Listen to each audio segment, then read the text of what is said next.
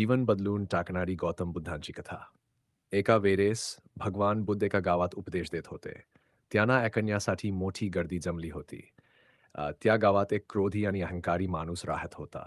त्याला बुद्धांची शिकवण आवडत नव्हती. तो माणूस बुद्धांकडे गेला आणि लोकांसमोर त्यांचा अपमान करू लागला. तो कठोर शब्द बोलत राहिला, पण बुद्ध शांतपणे ऐकत राहिले. ते शांत होते, त्यांच्या चेहऱ्यावर कोणताही राग नव्हता. शेवटी तो माणूस थकल्यावर बुद्ध त्याला हळूच विचारतात, एखाद्या व्यक्तीने तुम्हाला भेट द्यायचा प्रयत्न केला आणि तुम्ही ती भेट स्वीकारली नाही, तर ती भेट कोणाकडे राहते? त्या माणसाने उत्तर दिले, अर्थातच ती भेट त्याच व्यक्तीकडे राहते. बुद्ध मन स्मित करत म्हणाले, तसेच जर मी तुझा राग स्वीकारला नाही, तर तो तुझ्याकडेच राहतो.